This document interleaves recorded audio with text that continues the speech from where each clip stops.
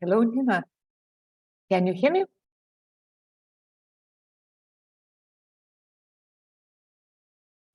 Yes, hello.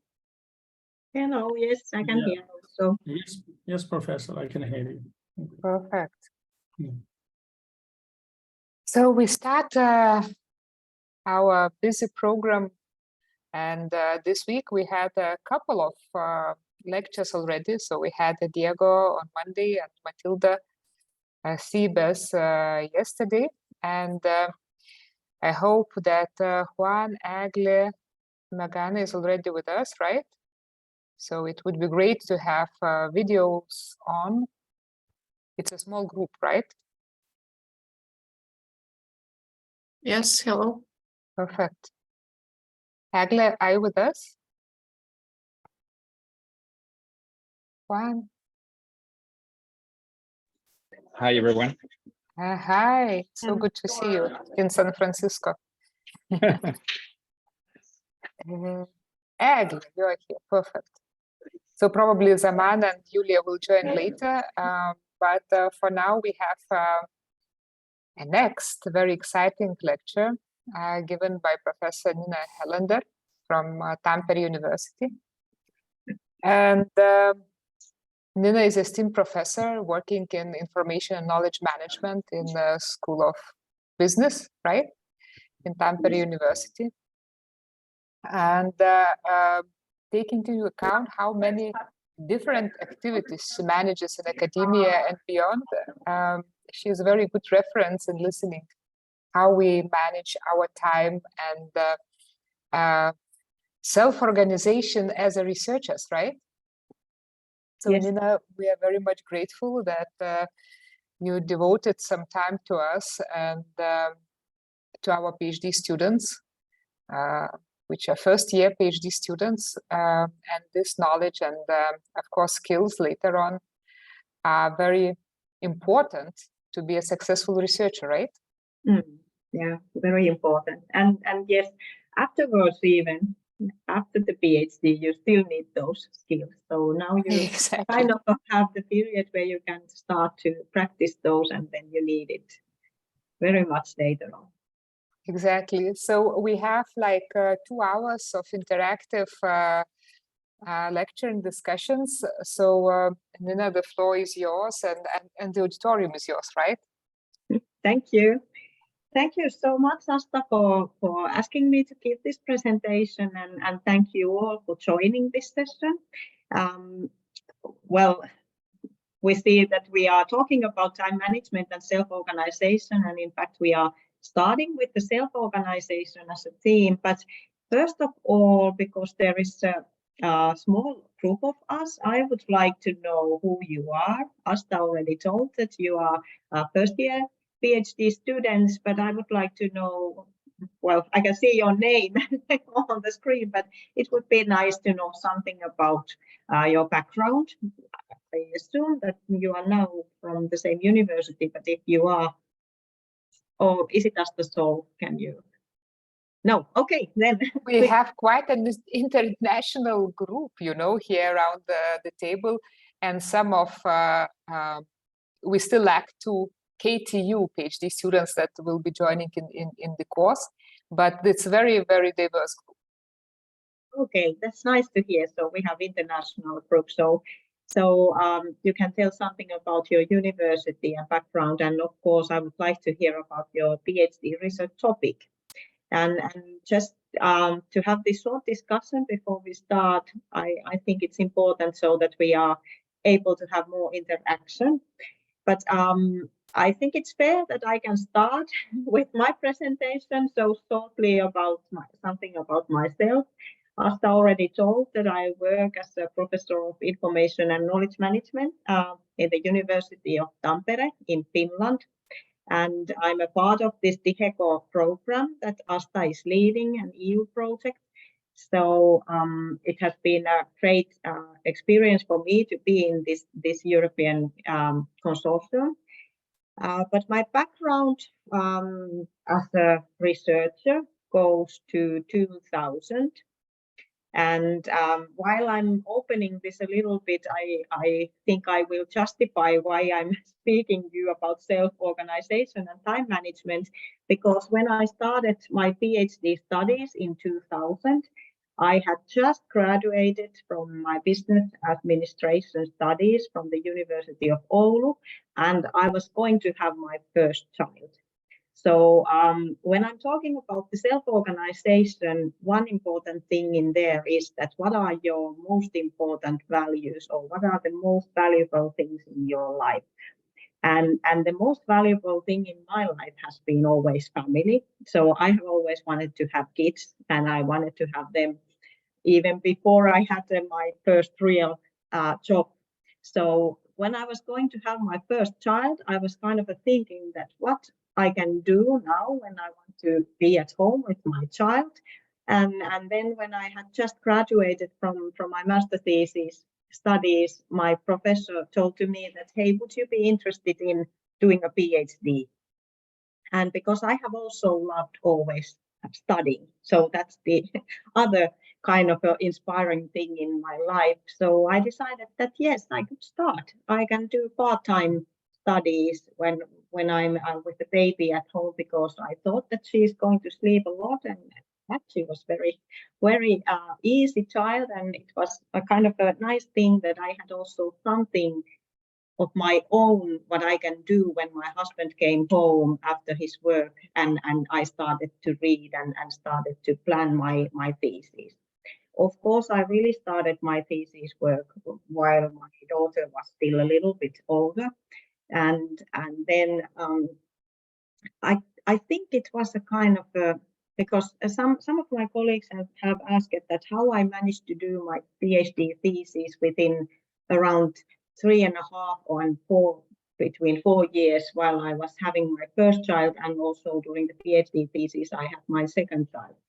And I have been thinking that it relates to the motivation that was interesting. I was interested in studying, and I was interested in doing something that I was able to do more of a part-time basis. So I wasn't working full-time at the university. I had some part-time projects, so I got some funding. And then the third thing that I think was also very important, that I had a great supervisor.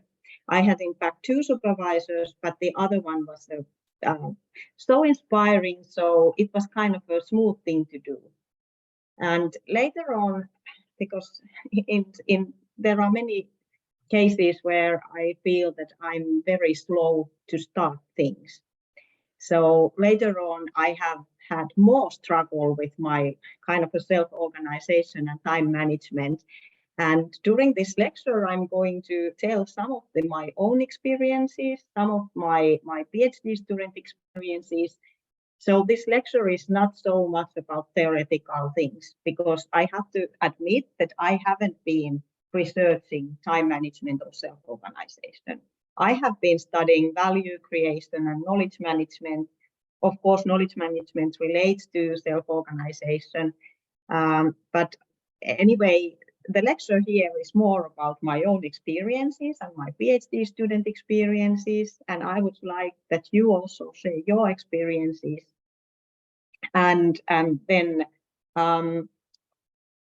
let's see what we can come up to. But yes, now I have told something about myself. After the PhD studies, when I graduated, we moved to Tampere, where I have been working since that. And besides of working at Tampere University, I worked in Vasa University for 2 years. For some time, I worked also for a consultation company, and I have done some of something like part-time teaching for the University of Applied Sciences in Tampere. And also I have got my third child, so I'm a happy mother of 3 children, and now they are already very grown up. So now I have even more time for myself. But this is something as a background from me. Now I would like to hear something about you. So I can see here Mekana Pesse as a first name. If or of course, Asta, if you would like to say something about yourself, I'm not sure how much you have already told about yourself to this group. Well, I would prefer students go first, not to take the time, but I can tell later on. Thank you, Asta. Okay, I can proceed then. So hello everyone, my name is Magana and I am a second year student, just finished my second year. Actually today had my attestation, so Okay. I'm connecting now after it.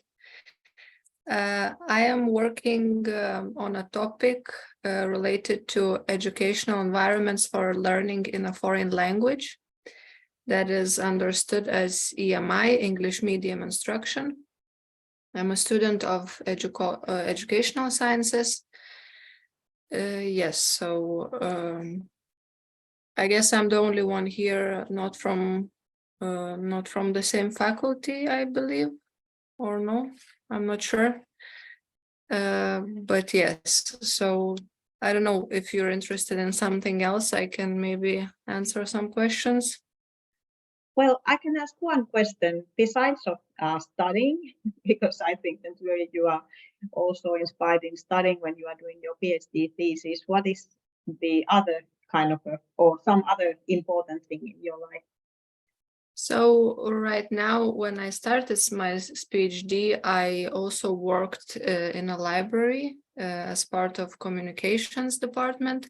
But then my life circumstances changed a bit, and the whole second year I didn't work anywhere. I only did my research because it was the theoretical part. I had a lot of work done, and now from autumn I'm also interested in doing a traineeship abroad, so that's what I'm planning to do. So it's actually very interesting for me, this topic, because I will also need to manage both, and I think I will have some struggles with it, so to be prepared is very important for me.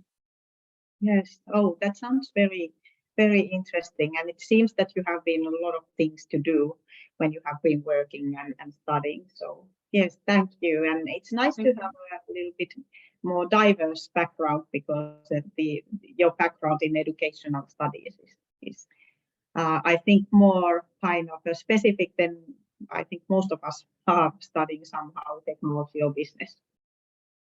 Thank you for the presentation and welcome to this session. Thank you. Well, next I have Juan Lopez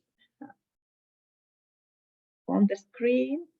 Yes, Professor Nina, may I ask you for someone to present? I am moving from the office to the other computer just to have the camera. In 1 minute, I will be ready. Okay, so 1 minute. 1 minute. Okay, so maybe we can do so that Nisar Ahmad, you are the next one that I can see on my screen. So please, can you? Yeah, hey, Professor. Hello, everyone. Really nice to know you. My name is Nisar Ahmed, and I am from Pakistan. And I did my master's in information management from Wuhan University, China. And currently, it's my first year of PhD, and my research topic is technology adoption and digitalization. And I'm working under the Professor Asta. And now currently my topic is that health information and digitalization of health information system. Before my master, I had some job experience in government and private sector about teaching, and also in operations import as operation manager in import and export. And currently I am just trying to come to Lithuania and working on my research, and in free time just playing cricket, because I played cricket on national level, and also sometimes just gym and running, and that's it, and also research. That's about me. Thank you. Thank you. So you have also very kind of a diverse background, because you have been doing your studies in different places, and it's very nice to hear that you have the sport as a very important thing in your life, because I have also some PhD students and colleagues at our unit who have been active and at national level in sports, and they have been also very good in time management in their PhD studies. So I think that's something that you have the goal-oriented mind. So it's nice that you are here. Yeah, thank you so much, Professor. It's my pleasure. Okay, and then now I see that Juan was ready to come. I'm ready. Sorry, it's a little bit run to my office, but I'm here. Yeah. Thank you, everyone. My name is Juan Lopez. And maybe for this session, I will start with my presentation as usually I do. I'm the father of Martina and Antonia. Oh, yes. Yes. Nice. And this is because we will talking about time, and this is very important for me because my main enterprise, it's my family. And all my story that I will count in 5 minutes, it's about that. I'm a physician as background. After I studied economics, after I studied a lot of other things, but especially I have had the opportunity to study in London, in the London School of Economics, to develop health economic studies. And in the last 12 years, I have been working for a pharma industry, one of the biggest pharma industry, and have the responsibility to work for Latin America, to develop all the market in Latin America. And after that, I worked in the Ministry of Health, in the insurance companies, and as physician, that is my base. Yeah. The reason why I'm trying to start this process is because I believe in value. I trust in the humanity. I trust that we could do it better, and especially around healthcare. Sometimes when I say that I am a believer, sometimes the people say, okay, maybe you live in a dream world, but I think that it's possible. It's possible to create value, to support, to create a new society. And as I say, maybe not for us, maybe for the next generation, maybe to have better people to care the other people. Yes, that's the reason why. As you talk about the time, at the same time, after I left the pharma company, create a company that is Love Humankind. Love Humankind is a company that try to empower the patient to take action over heart diseases. Try to join the action from the healthcare system and for the patient point of view. And this is all part of my time to manage. So at the end, I could say that I have my family time, my study in doctoral processes.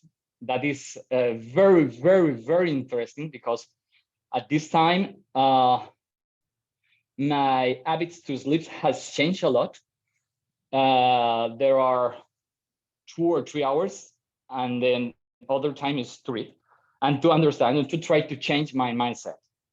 And the times is to do the work with Love Humankind. But the 2 priorities for me is the doctoral studies and my family. Well, thank you, Juan, so much. It's so nice to hear that you are so well aware of your own values, and I believe in humankind, and I believe that it's good that we have these big dreams, because if no one has these kind of big dreams that we can make a better life, who will then do it? If nothing goes to a better direction. So I believe in your big dream, and when you have these priorities of your family and your doctoral studies, I'm very sure that you are able to achieve those. So nice that you are here. Thank you. Thank you. And now when I look on the screen, I have Egle, Meta, Timpuniene. I'm sorry I didn't pronounce your name very well, so I think you can say it by yourself again if you want. Oh, it was very good. You can call me Agla. So hello, my name is Agla. I'm first year student here in KTU. I started as an economist in the bachelor degree. Then I studied international business as a master, and now I'm researching a topic of firm strategies of resilience to global value chain disruptions. Very interesting topic. And I also work with European Union funded projects in the field of education. And Professor Nina, your story is very relatable to me because, well, I have a newborn. Well, she's not a newborn anymore. Well, I gave birth 3 months ago. Well, why? So she's already Only 3 months old. Yeah. Yeah, but she's my second child, and I can tell you that with 2 children, it's much easier to learn and reach your dream than with one. Somehow, paradox? I don't know. Yeah, it is. I think that with the 2 children, it's kind of easy to do many things. But then when you have the third one, then you don't have so many hands anymore. But I think that, or I believe you that it's now easier, and it's nice to hear that you have been able to forward your studies, even though you have already 2 children. Okay, so and also your research topic is very interesting. I think that all the topics that you have mentioned here, they really kind of relate also to the DHECO project where we are involved with ASTA, but also they are very kind of timely topics. So it's nice to have you also here. Thank you. And are there still other students? No, not for now. Not for now. Okay, then Asta, please, if you can say a few words about yours. You can choose what you want to say, how much you want to say about it. Yes, I believe that first of all, the more you do, the more you are busy, the more you do. So I think this is the most important learning, that if you have a lot of activities, they somehow help to be more effective and efficient in general. In that sense, I have 3 children, so I very well understand the management, of family affairs, but also I do quite a lot of work. So I have administrative duties, I have duties as a professor, and I'm still a researcher. So in that sense, nobody gives you a freedom to drop out of your research activities while you do other jobs in academia. And academia is an absolutely complex thing. And I believe that Nina tried business activities, right, before academia. Yes. So I don't know which world you found more complex, but when I had colleagues coming from business saying like, okay, now I will have some holidays at university, they were not surviving more than 1 year, because I believe it's much more complex world than business world, due to the switching costs. It's a very diverse environment with multiple tasks, and each task need attention and time to switch around, right? So this is a complexity why exceptional discipline is needed to handle all this. So I believe that those couple of hours are very useful for the future career, also for the quality of research, right? Because we need somehow to organize our time to get free time of mind to really devote to research activities in that sense. Yes, thank you, Asta. I fully agree with you that academia it's not a place where you can have just holiday. I think that is this kind of misunderstanding with big amount of people. But as Asta told, I agree totally that if you want to continue an academic career, you need to be ready to do many different kind of things. And when you think about teaching and research, they can be very different, but of course, if you can teach on the topic that you already researched, you can find a nice synergy there. But if you have the administrative tasks, and usually you need to have those also, and project management and getting project funding, if you, for example, want to advance your career to tenure track or to full professorship. So there are many things that you need to be ready to do after your PhD thesis. But of course, at this moment, the most important thing for you is to do the PhD thesis and to kind of learn the self-organization and learn which are the most inspiring and most interesting thing to you when it comes to academic work. And I remember when I started my tenure track path in Tampere University, I was of course thrilled that I was chosen for the position, and it was very nice that all of the new tenure track professors that were chosen for the career paths, they met our current vice president of the university. She was a woman who was going to retire within 1 or 2 years, but anyway, she had a long experience from the academic career and academic work. And she told to us that you have chosen a tough job because you are going to get criticism wherever you go. When you teach, your students will evaluate, and sometimes they can be very rushed when they give the feedback to you. When you write papers, you will get so many rejections and you will get so tough review comments that sometimes you feel that you would like to cry. When you try to get project funding, you will need to do 10 applications before you will get funding for 2 projects, for example. So she was kind of drawing a very realistic, maybe it's a little bit negative picture of the academic work. But on the other hand, it was nice to hear from someone who was so experienced that she also feels that it's not so easy to work in the academia every day. So because we as a people, we are kind of we tend to compare ourselves to others. And if it seems that those others, they are doing everything so easily, and for me, it's only so tough. For me, I get the rejections from the journals, I get the critical comments. So it's nice to hear that everyone else also gets those. So it's a kind of a part of this academic work that we need to live with. And because we have these kind of challenges in the academic work, I think it's very important that we have the other important things in our life, like family or sports or some kind of plan for international periods or something like that. And also that we are able to identify in ourselves that which are the most inspiring things in my academic work.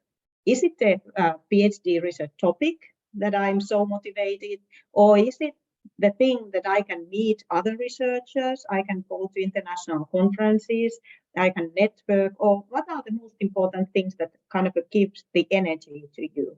So I think for the self-organization, that's very important thing to kind of learn from yourself.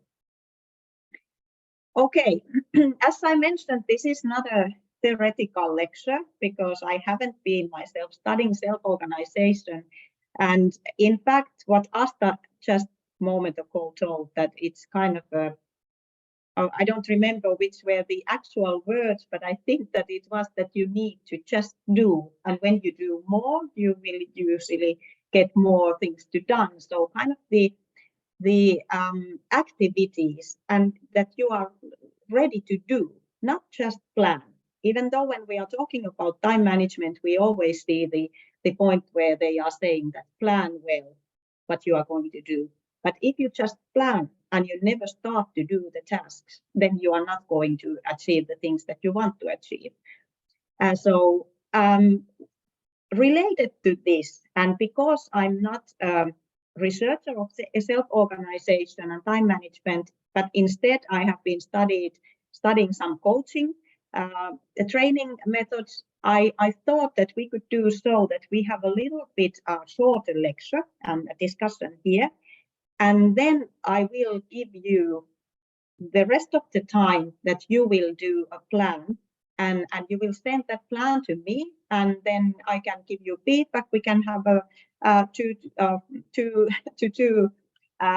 kind of discussions through Zoom or Teams. So because there is a small group of you, I think it would be nice if we can do so that you will do a task, and later I will give you feedback and evaluate, not evaluation, but feedback. So Asta, I hope that this is okay also for. Okay, good. So I think we will first talk about self-organization and something about motivation and the meaningfulness of life. We have already started that during your introductions.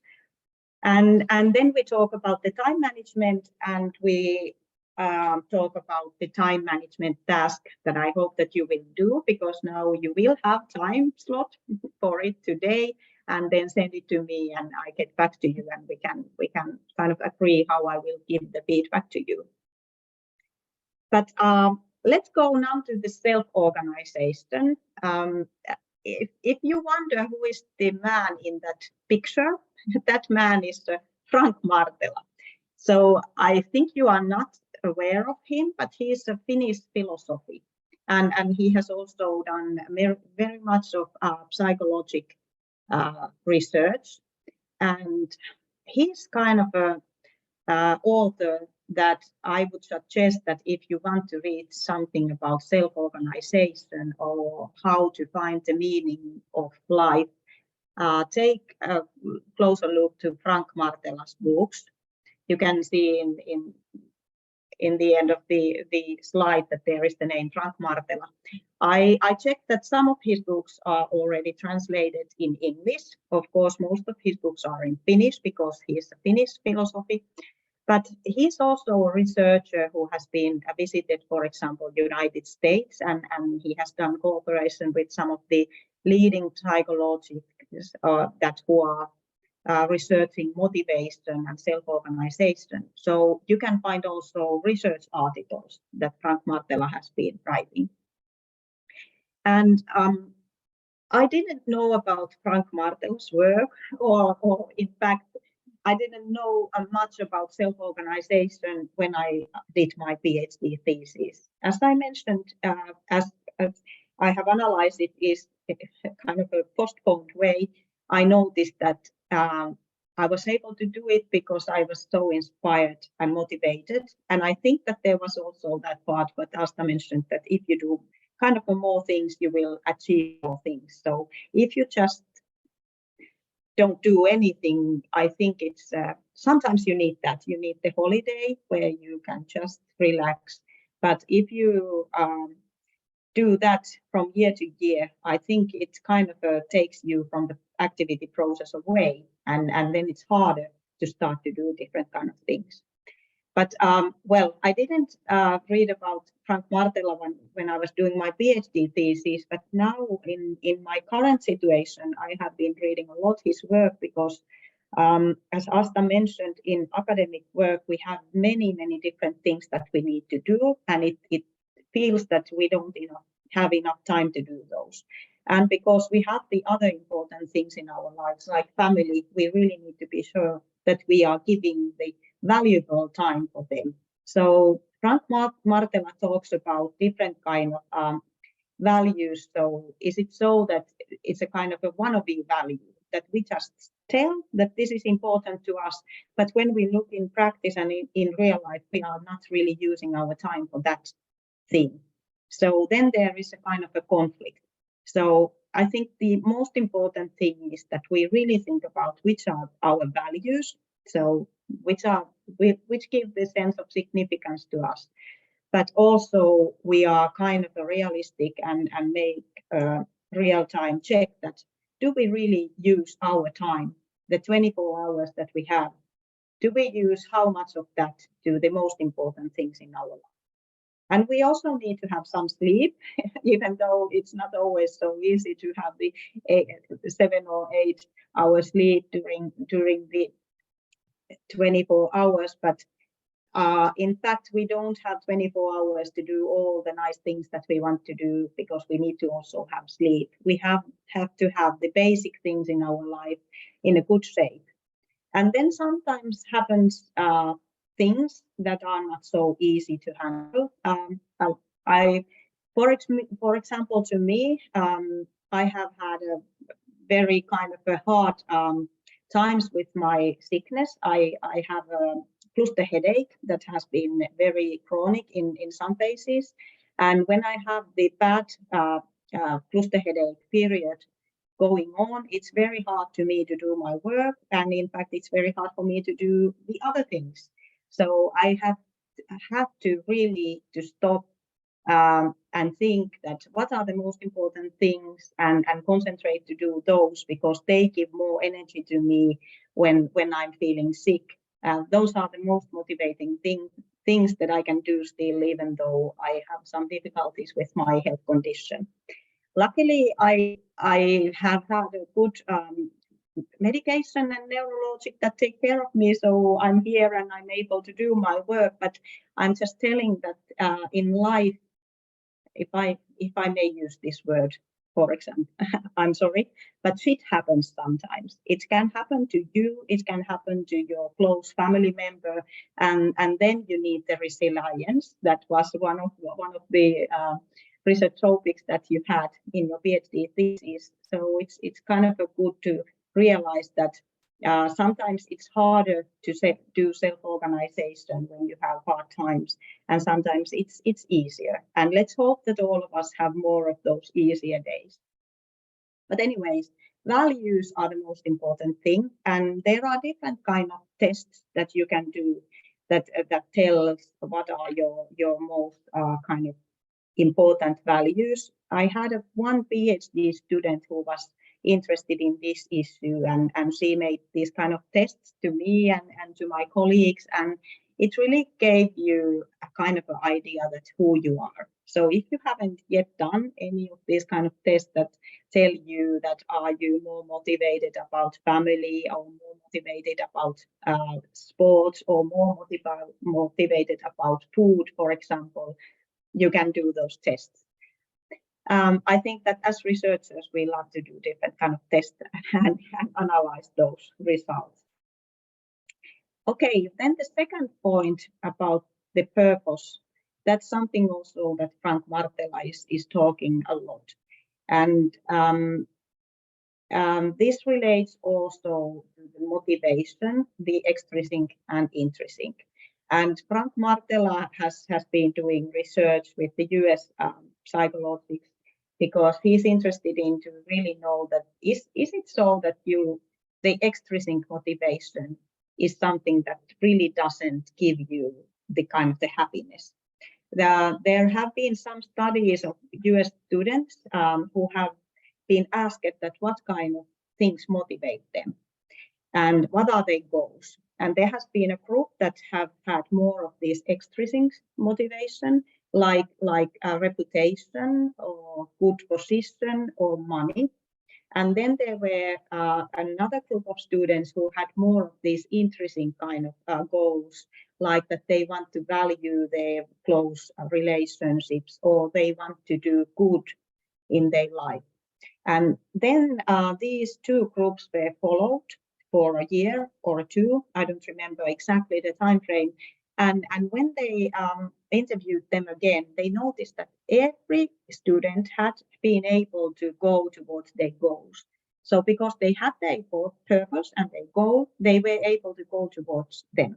But the group that had more of this intrinsic kind of motivation, like the close relationships and doing good things, they were more kind of happier.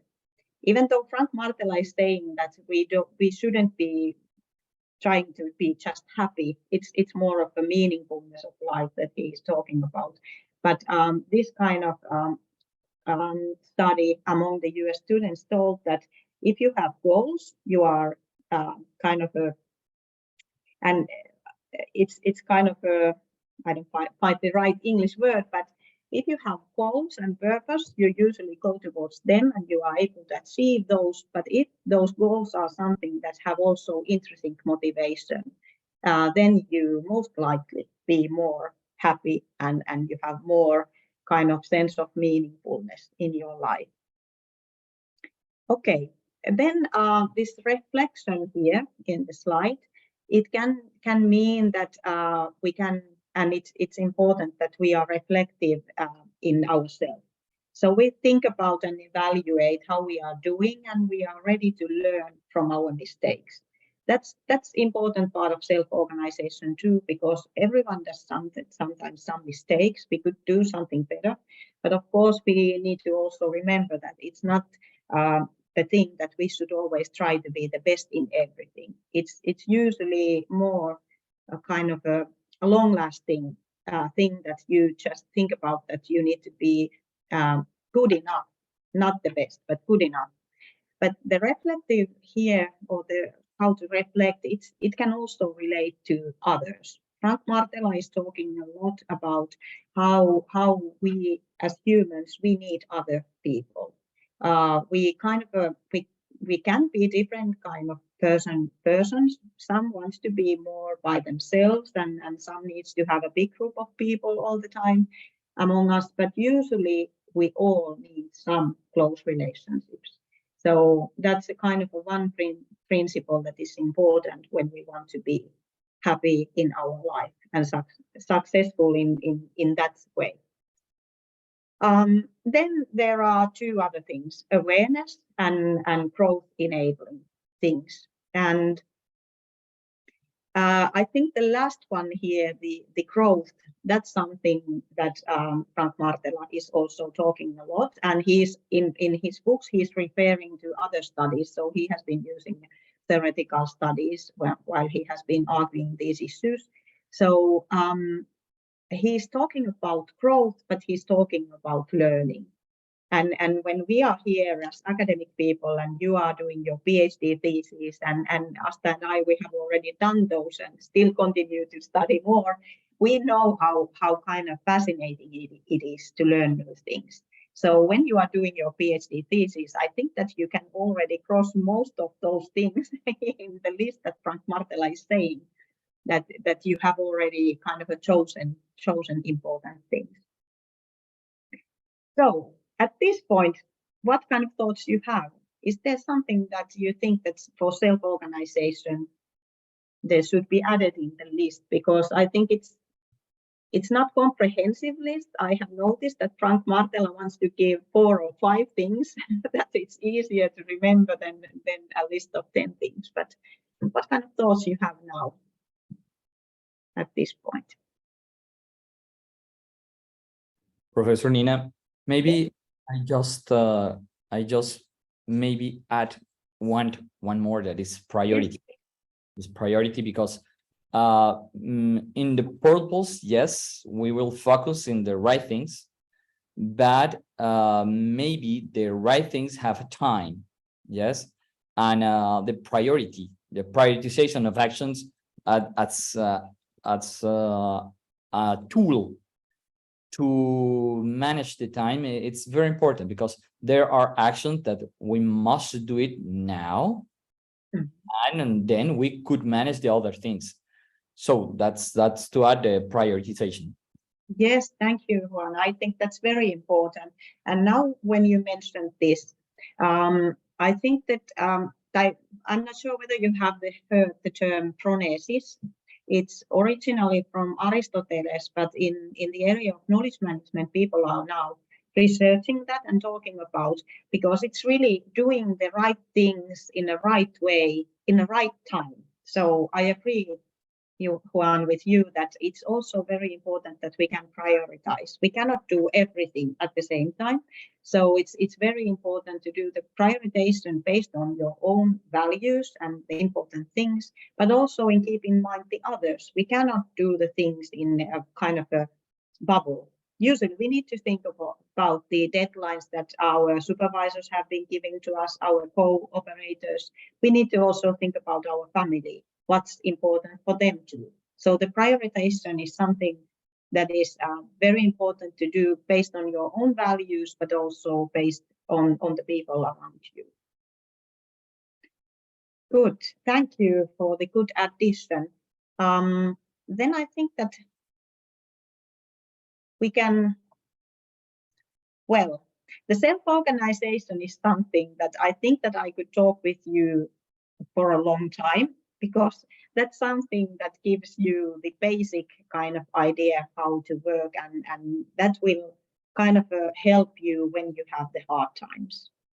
But as I haven't been myself studying self-organization, I think it's better that I just give you some hints that which books you could read. And now I have been very biased and subjective, because I have said that Frank Martela is the person of whose books you should read. But you can start from his books, and in his books there are many other hints that who would be good writers about self-organizing as an individual level, but also he has been and his colleagues, they have been writing about self-organizing organizations. So how the teams can be more self-organized and how the organizations can be more self-organized. So there are many good things related to that. But and now I think we can move to the time management issue, because that is something that you need to do. You need to be active today, and you need to do a plan. So we can talk about a little bit about time management. And well, I have some figures from my own dissertation process, but they are in another format, so I'm a little bit afraid that if I stop this slide share, I will lose the kind of a slot here. So if you are interested in to discuss more about, for example, how I did the time management in my PhD thesis, we can have that discussion afterwards when you send your own time management plan to me, and I will give you some feedback. But in this slide, you see the Pareto principle, and there was economics in our group, so you know this more and more well than I. But Pareto principle is originally from the economic side, and it has been used in other cases too. For example, when I was leading our unit, and there was 80 people working in our unit, and I was the supervisor for them. The previous leader of the unit told to me that you need, because I was a kind of a freshman in doing the supervision work for this big group of people, my colleague told to me that, hey, you need to be prepared that there is 20% of the personnel who will give you 80% of trouble. And I'm saying this because honestly, when you are a supervisor or when you are a boss, you will have many kind of challenges that you need to deal with your personnel. So it's not always so easy task. It takes your time and energy. So as Asta was referring, that there can be many administrative tasks in the academic life too. You can sometimes face that kind of career challenge also.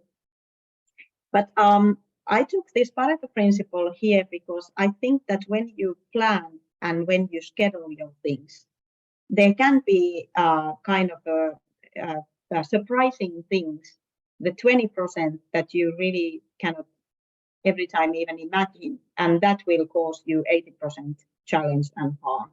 So you need to kind of leave a little bit slack in your timetable, because some sudden things can happen.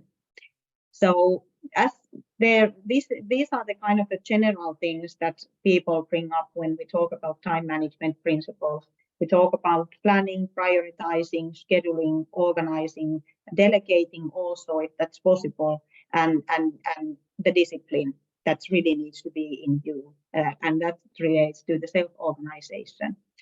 So, but as we were talking that you need to plan, you need to think about that there are some risky parts that you need to leave some extra time.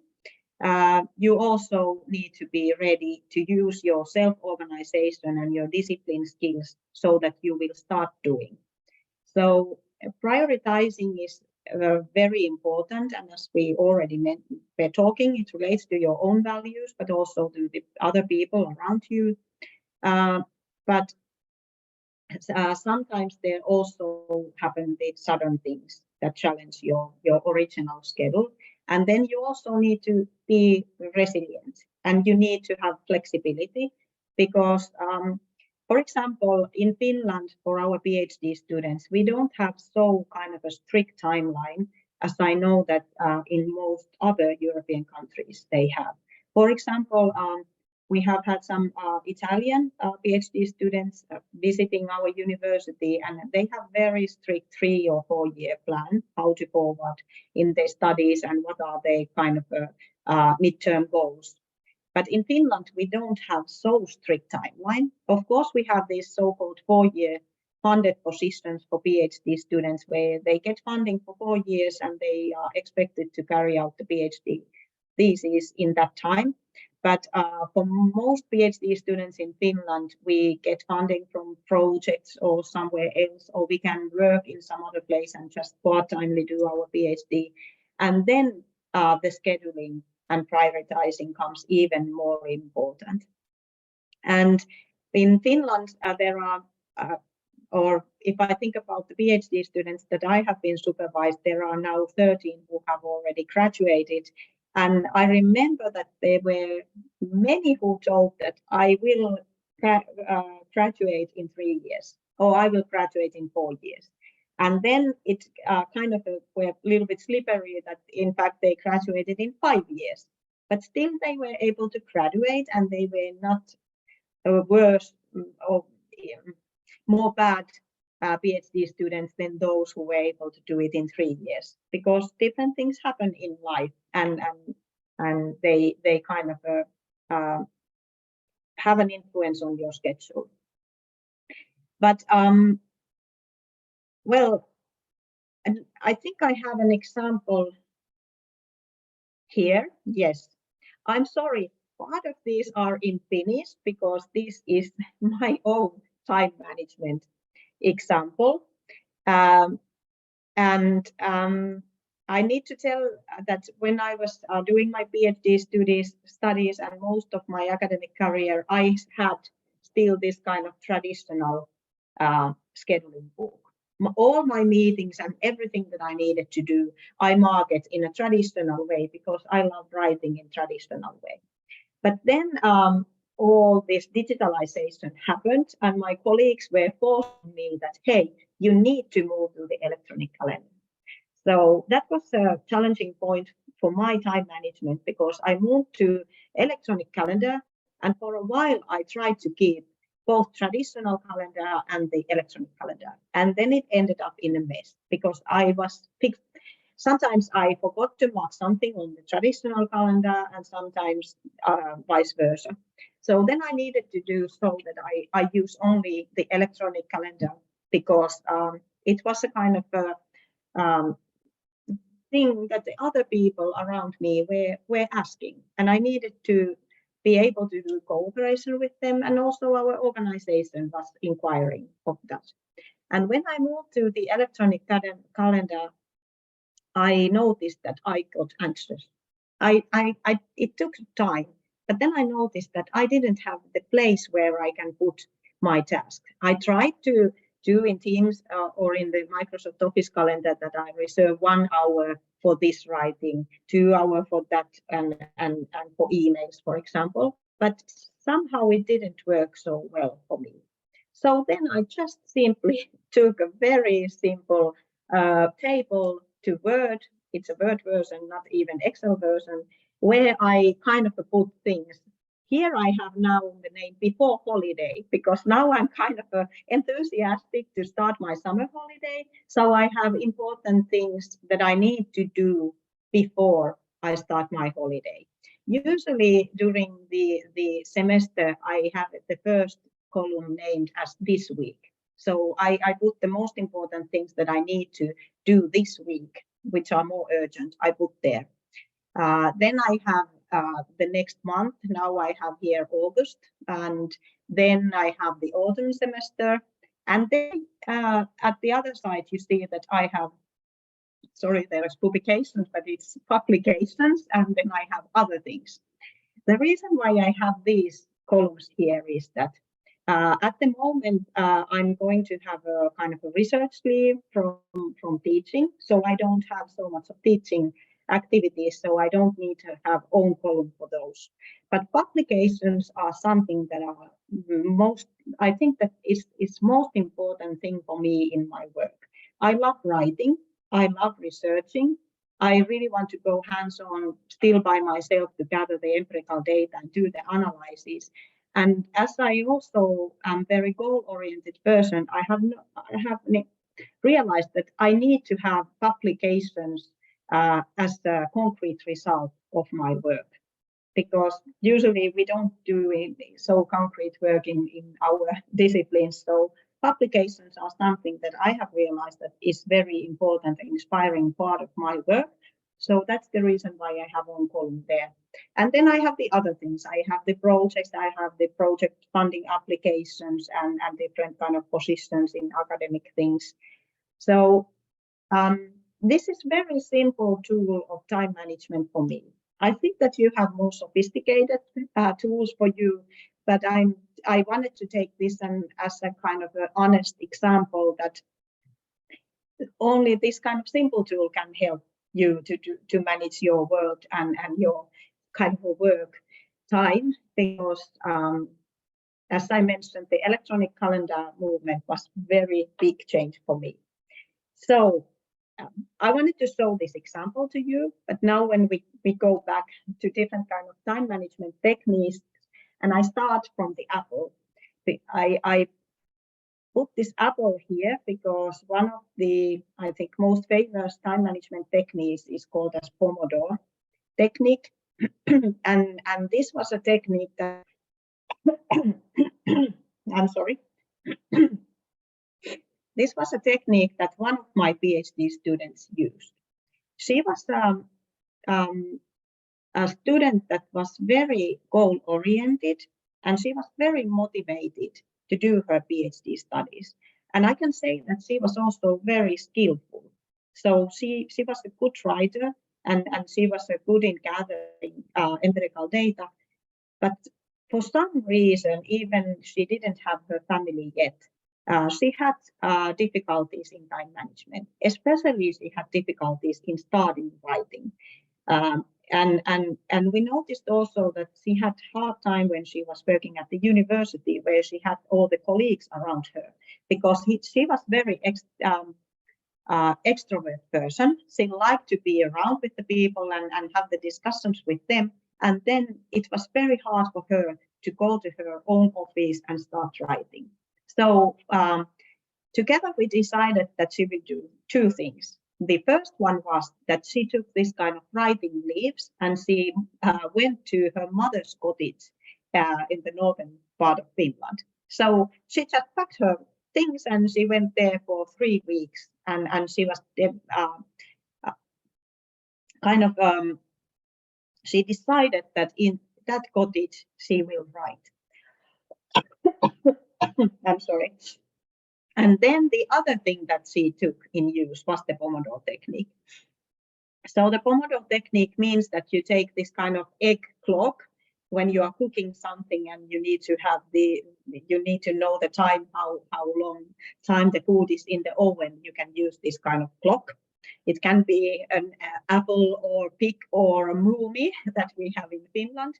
But anyways, you have this clock and you set it, for example, to 18 minutes or something else, usually 18 minutes. And she used that. And it was incredible. With these two techniques, she was able to write her thesis within few months. Of course, she had been doing all the reading and empirical data gathering, but she had the problem to start to write.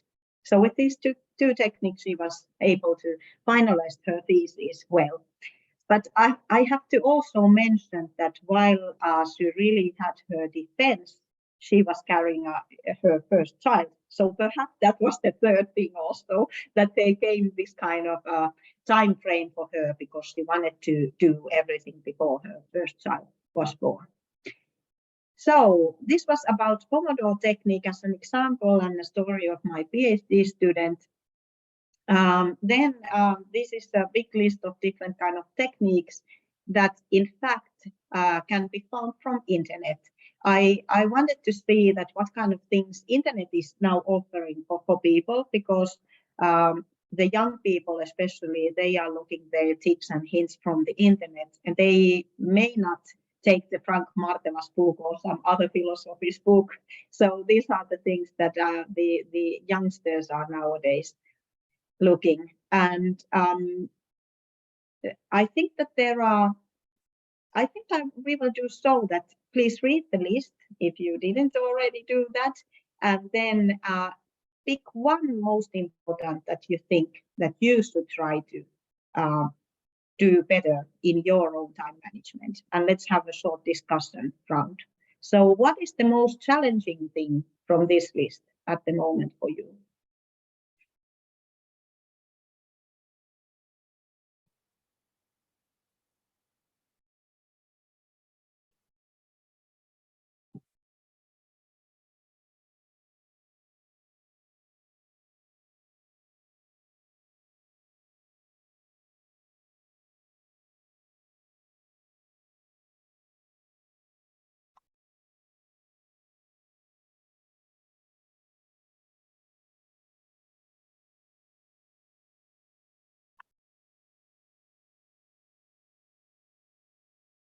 Yes, thank you, Juan. You started already. You can put your most challenging thing in the chat as Juan already did.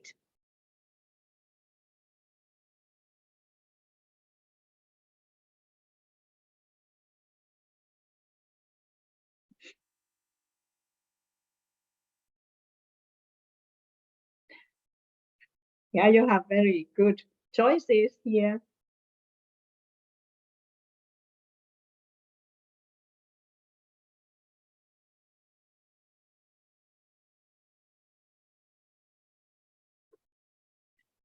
Still, while others are thinking which of these to pick, because I think I could pick rather many of those, but if it start from Juan's challenge, give each task a time limit, that's something that I also face many times, and I think that this relates also to a need to do as well as possible. I have noticed that if I have more time to kind of do some task, I use all the time for doing that task. But if I have only a shorter, there is a kind of an external force that is saying to me that you need to now deliver this. Then I don't try to do everything that I can, but I just do what I managed to do in that time frame. So of course there are things that you don't have this strict deadline, but for me, for example, it's important to have the deadlines, and it's more functional if there is someone else who is kind of looking after the deadline. So if your supervisor is the one who is controlling the deadline, it's better than if you just put the deadline for yourself. And it's even more better if you have a funding application and there is a strict deadline, or a journal where you are sending your work and there is a strict deadline, you need to follow that. But I think that this is a kind of a challenge that somehow relates also to the need that we want to do our best. But sometimes we need to settle that we do what we can in that tight time frame.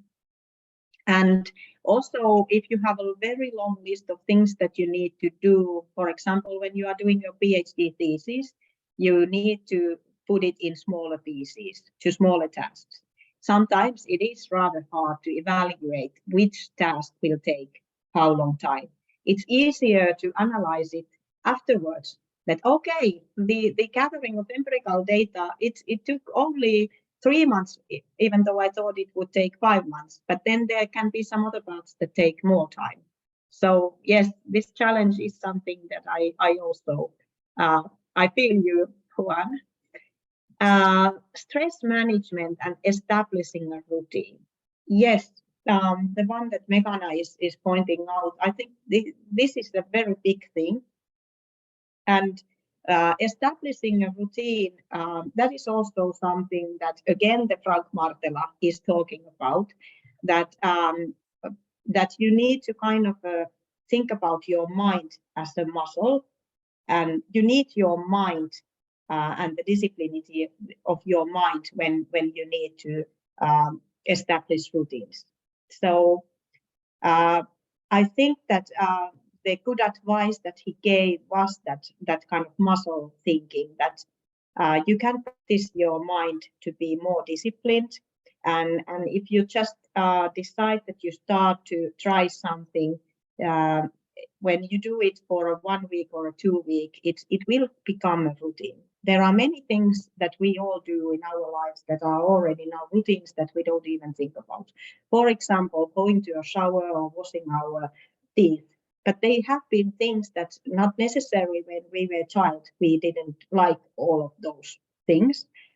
So they have become routines and now we don't even think about those. And Frank Martela is also saying that every time when we need to make decisions, we need to choose from different alternatives, we are kind of losing our mind energy for that day. So it has been also examined that if we make many, even though they would be easy decisions, they kind of take away our mind power for that day. So that's the reason why some of these great men, like Barack Obama as an example, he used only 1 or 2 color of suits. So he didn't need to make a decision that which of the suits I'm going to put on today, because he needed to use his mind power and the power to do decisions and to build routines to some more important things. So I think it was a kind of a very good example. Yes, and then say no. Yes, this is very, I think that all of us who are very enthusiastic of many things will kind of understand this challenge, because when you love to do research, for example, or when you love to teach, or when you love to travel to a conference, or whatever the things are that you love in your academic work, it's sometimes very hard to say no to those things that would be interesting and inspiring. But you need to remember that we still have the 24 hours in a day, and we need to have the sleep also. So then I think a good, well, I'm very bad in saying no, and there are many reasons for that. Sometimes, and mostly it's because I'm very interested in many things, but sometimes it is because I'm a kind of a kind girl. I have grown up in a countryside, and there I think all the girls were taught to be very kind and do all the things that they were asked to do. So I'm not good at saying no, but the thing what I have been now trying to do is that I take a little bit time when to give my answer, to say yes or no. When you have a little bit more time, then you have time to start to think that, is this a task that really inspires me? Is this a task that really fits to my schedule? If I say yes to this thing, then I should say no to some other thing that I have already in my to-do list. Learn to say no. Yes, demonstrate respect for the time of others. Yes, this is also very important, because as we already talked about, it's not only the values that we have, but we also need to think about the other people around us. So it's also very important that we value the time of others. And for example, as a relationship between supervisor and a PhD student, it's important that both parties think about that they both have a limited time resource. So it's important to have the dialogue and to learn to respect the time of others. Okay, prioritizing, yes. Well, this is also very challenging, but I should suggest to Nisar especially that take a closer look of the Frank Martela's book, because he is giving good hints about thinking about the own values and how from that you can prioritize things. And there are, for example, rehearsals that you just take a white paper and you start to write there all the things that you think that you want to do, what comes from your inside. And there was also one example in his book where he mentioned that one of his friends started to think that, I don't remember, was it he is at his 40s or 50s, but he started to think that I have only around 30 years time to live. I know it sounds a little bit kind of frightening, but he started to think that I have only these years time to live if I live at my 70s, as men usually do, or something like that as a background. And then he thought that what are the things that he really loves to do. And he loved to swim at ocean. That was the example in the book. And then he started to think that if I don't travel every year to seaside, I get only 30 times in my lifetime that I can swim at sea. That was an example in the book, and I think that it was a kind of a waking up call for me too, because I started to think more that, well, yes, which are the things that I love to do at most, and how often I should try to do those and find the time in order to really enjoy those in my lifetime. Okay, these tactics, eat the biggest frog first. Yes, I think that's a good one. So, Ekle, would you like to open this a little bit? Do you have an example of this? Yeah. A few years ago, I read this book by this author, Brian Tracy. It was called Eat That Frog. And the main technique was eat the biggest frog first. That means if you have some job, some task that you've been waiting a long time to do, it's very annoying, either it's stressful, either you're it's time consuming, it's something that you really avoid doing, you shouldn't push that away. You should do that first, and after that all the other tasks will seem like walking on the beach. So I use these tactics. I also use Pareto rule as well, so I'm done with my job till noon. But yes, I recommend also using this, eat the biggest frog first, because it's really useful, and yeah, it's easier.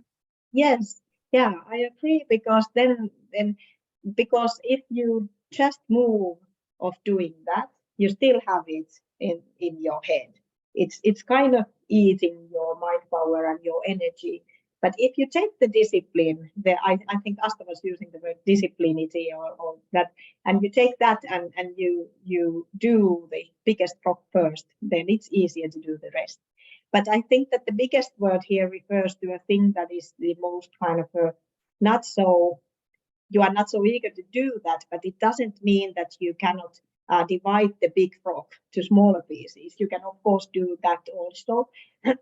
Because one thing that I sometimes do, that if I have hard times to start some tasks, I just decide that I will, for example, take the, if I need to write a publication, or if I need to prepare teaching slides, I decided I just open a PowerPoint slide set and I just put there the topic and the date.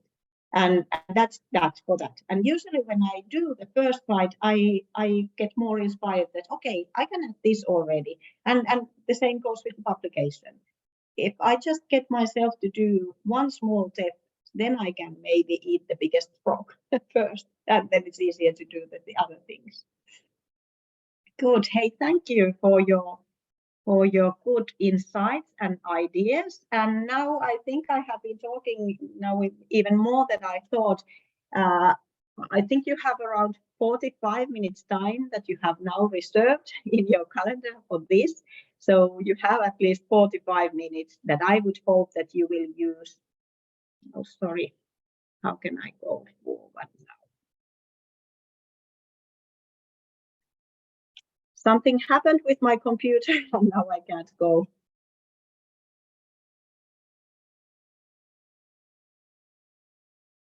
Can you still hear my voice though? Yes. Yes. For some reason, I cannot go out from the slide share, so I think I need to stop sharing. Yes. Okay. And now if I try again. Okay. I take this one. Okay. No. This one, sorry. So the task now for you for the next 45 minutes is that you build a plan for something that is now very timely and important for you. I know that most of you have already a time plan for your PhD thesis, so you don't need to think about that if you have something else. For example, you have an article in mind that you need to write, you need to gather some empirical data set, or you need to plan your international research visit or something like that.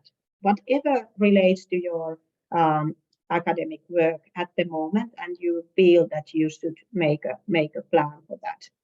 And I would like you to be as realistic as possible. Remember that there are the sudden things that can happen, so you need to leave some extra time there.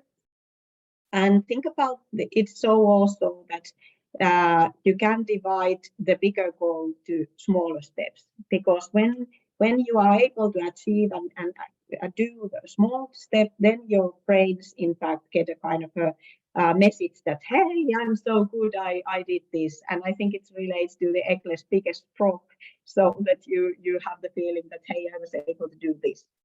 And you can choose whether you use Excel or just draw something or write text. As I showed you my own simple tool, it's very simple, but it's functional for me because I'm so kind of a traditional person, I think. So you can choose which way you want to do the plan and which is the actual kind of a goal or the achievement that you are planning there. And then think about also that what are the things that enable your succeed in that time frame? What are the potential obstacles? And also think about how to overcome the potential obstacles. So do you need, for example, help from someone else? Do you need some extra time from your family to have a short and peaceful writing slot or something like that? So rather simple task, but I would like to hear from you and have this kind of a coaching kind of feedback with you afterwards. So send your plan to me, and then I will answer to your email, and we can settle a kind of a discussion time. Or if you just want that I send you some feedback in email, that's okay to me, of course. Also, if you are busy and you don't want to have any extra meetings on your calendar, I will certainly understand that too. So, do you have now something that you would like to ask related to this task or anything related to this lecture?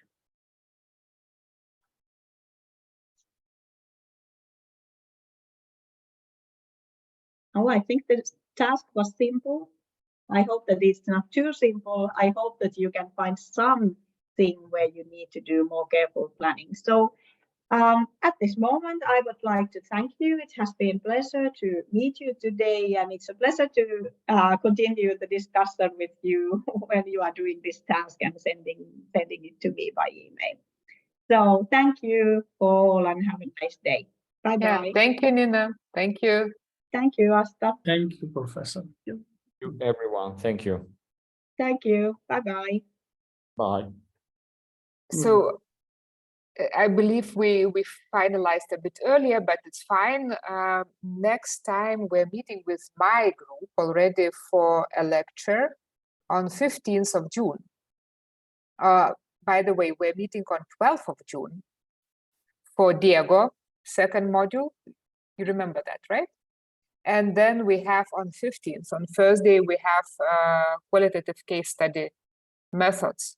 So we agreed to have a lecture instead of consultations to better prepare for the final course, for the final coursework. So in that sense, we can review any difficulties you have with the homework, but also we'll discuss how to do case studies research for your final assignment. Okay? Do you have any questions concerning, because anyway, we have still some time, so in case you have any questions you would like to consult on your assignments or something like that, so please, we can do it now.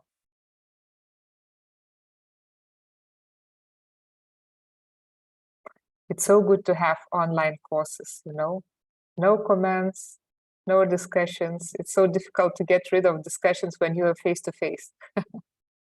I would like to ask regarding the systematic literature review assignment. Will Professor Diego tell us the more details about the assignment after that last lecture? No, the assignment I gave to you during first lecture, and Diego is teaching you how to accomplish systemic literature review. And with that methodology, because systemic literature review is a methodology, right? You have to do your topic literature, systemic literature review. So as I explained during first lecture, you select your topic. Most of the time it's based on your dissertation, right? And you just exercise systemic literature review methodology to arrive to some kind of outcome. So you perform step by step, okay, literature review and provide the results. So again, for the structure of the assignment, it's the same as all papers. Anyway, you have to write introduction with the aim, with the research question, aim, objectives, right? Methodology. Probably Diego already told you that in systemic literature review, the literature review part is a bit different, right? Because the main thing is what you consider about results. However, in the literature review part, you provide the main concepts and theories in case it's specialized and not general type of systemic literature review, right? But I will not repeat Diego lecture, because you can have more general topics like digital platforms, right? And then you can have more specialized topics like, for example, business models of digital platforms. So for more broad scope, you take main concepts, but these main concepts is more important when you get specialized systemic literature review. So you have explained what is business model in general, right? But then you go through the methodology, through the paper selection, and the main part is results. So how you cluster, analyze, visualize the results, and how you provide conclusions. And actually here is your main intellectual contribution. Okay, it's important how you select papers, but then the main contribution is really being able to analyze and to provide some systemic insights. What of that? Okay, so this is the assignment. Is it more clear now? Yes. Perfect. Right? The only thing that I want to be sure, on 22nd, we have a guest from United States, Solomon Darwin. It's on your Word table.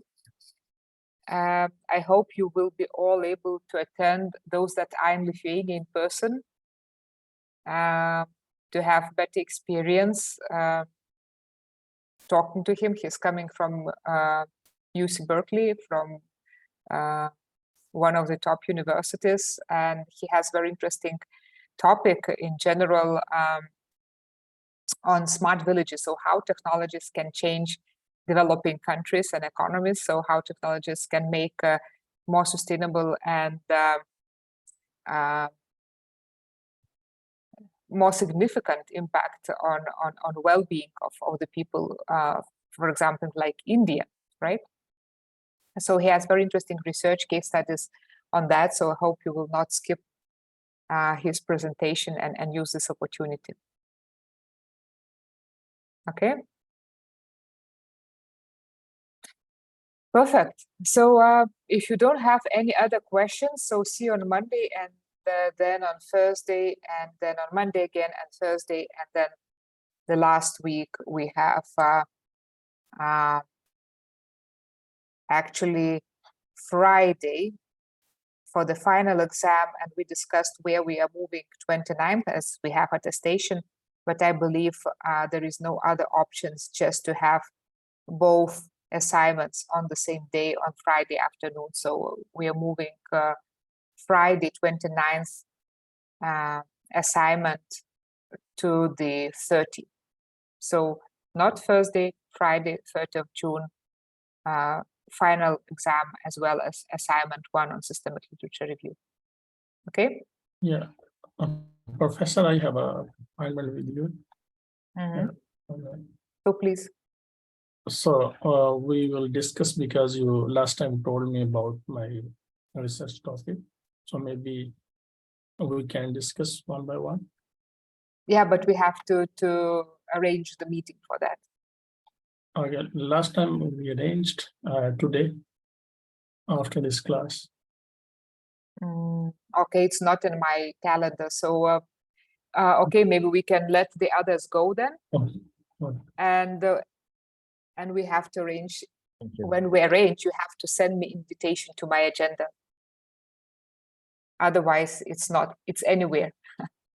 You cannot trust the human head. Goodbye. Bye. Okay, so we have to see the time, and then you send me invites to book the time, okay? okay, Professor. Yeah. So Because let's last, see. yeah, Yeah. Anytime we arrange, you send me invitation to my agenda. okay, It's a general rule. When we arrange, you are sending invitation to my agenda to book the time. okay, Professor. Okay. How your How- gender? I don't know gender about what. So I can maybe send Zoom link, maybe No. to invite. Actually, do you use Outlook? Yes. Yes. So if you go to Outlook Professor, yeah. and Now I'm you, using. okay, so you have Outlook, new appointment, Okay, Professor. yeah, and you book the consultation. We have the same Zoom link as we use for the classes. Yeah, okay. Okay, so you can use this link. Okay. So which day, Professor, we can? Today? Monday we have attestation, and you send your work, right, to the reviewer. Yes, Professor, I already sent, yeah. So because last time you told that on 8, you sent on 8 about your topic. So therefore I remind you, today you give me already time. Yeah, because this is I mean, consultation as with a PhD student, it's out of the limits of the course. So maybe we can do it Tuesday, Okay, Professor. 13th. So please send me the invite, Okay, because Professor. if you're not sending the invite, my calendar is not booked. No, okay, Professor. So maybe if I on 12, maybe we have a presentation of attestation. If I have no suggestions or comments how to improve this model. No, look, Nizar, the issue is that we have to finalize your research topic. What I was planning that you are coming to Lithuania Yes. 3 months back, Yes, Professor. and then we start working, okay? Yes. So up to now, we cannot start working. Yes. So let's now do the first steps Okay. on your topic, because up to now, even what you wrote me, Yes. it's not based on the theories and not based on the real research thing that we should discuss. So we should start discuss what you are doing, right? No, So okay. on the 13th, from 1 to 2 Lithuanian time, Okay. 1 to 2 Lithuanian time, 1 to 2 to 2 Okay. Lithuanian time. Okay. Please send me invite. We will Okay. start discussing your PhD research. Yeah. Okay. Okay, Professor. And hopefully we can proceed until the committee attestation. But anyway, up to now, you haven't sent me the plan, how you think to get your visa. Professor, I sent you already. No, Yeah. when? Because I Yeah. don't have that plan. I got an email with a request on the grant, but not on the plan. No. First, I explained that because in China, non-criminal certificate they didn't accept. Now I applied for Pakistan non-criminal certificate. I hope I will receive in this week. Look, when I see, I'm not sure where is the plan, because can you share the email? Because when I say plan, it's timetable. It's when I'm doing what particular date. Yeah, Professor, it's I can't give you date because it's depend on their decision. Even they didn't respond me that. Yeah, but you can put the dates what you're doing.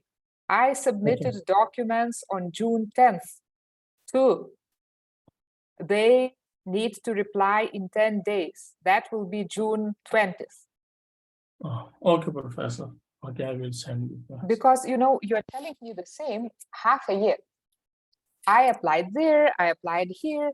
I should have been at the May end or April end, Now it's June end. Yeah, Professor. Problem is that Lithuania and China, if I know about this process, I will never apply from China a non-criminal certificate. Even now, they told me that we didn't accept your non-criminal certificate from China. This attestation is not recognizable in our system. So it's a very big challenge, and even they make an interview with me from migration department, and I request that they said that we will send your request to them because we can't recognize your attestation from China. Who said that? Mufa of Lithuania. Please send me the email. Please send me this email. Okay, Professor, I will send you.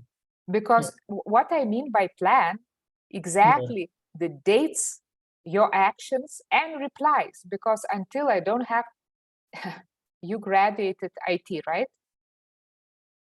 When you have a bug in the system, what you do? Yes, Professor. What you do when you have a bug in the system? What are you doing?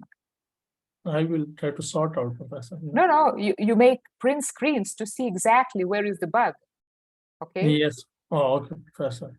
So I need process what you are doing to try to help you. Okay. So I need dates, to whom you applied, who replied to you. Okay, Professor, I will send you all things. And the replies, exactly, because otherwise, somebody accepted, somebody rejected. Who knows what rejected, what accepted, Okay, Professor. I will send you everything in detail. Yes. Exactly, in details, to whom you applied, when you applied, what was the reply, because if Lithuania is not accepting, it's our business to deal with that. But I should have facts. Okay, Professor. Okay. That's it. I will send to you. So exactly that's what I meant. And I think I explained you what I meant by detailed plan. Yeah, okay. And Professor, one thing is that about our final presentation of case study. So I will present on this new topic, or maybe any topic before which I study. Well, course is course. So for the course, you have to show that you know case study method, okay, that you went through. So for me, it doesn't matter too much which topic you choose. Okay, Professor. Okay. But when we start your PhD, research planning, okay, this it should be in line with what you applied to and with activities I'm doing. Okay, got it, Professor. Yes, thank you so much, Professor. So this is important. So I'm still waiting for your plan, detailed process and replies on your visa, because it cannot go in that way. Yeah, okay, Professor. Okay. Yeah, sure. Good. So send me the invite. Don't forget that. No, okay, Professor. Thank you so much. Thank you so much. Bye. Goodbye, Professor.